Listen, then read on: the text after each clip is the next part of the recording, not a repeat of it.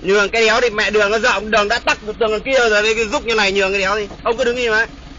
Đường nó đã chật rồi, thích nhoi nhoi nhoi.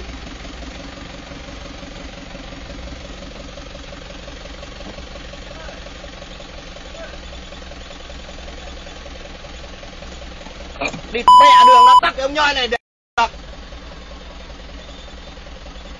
Không đi được thì phải xếp hàng, không thể được nhoi này làm gì. Tao thích thể hiện đấy. Mẹ tôi nhoi lên làm gì, đường nó tắc ngoài kia đéo đi được rồi. Thể hiện cái địt mẹ mày.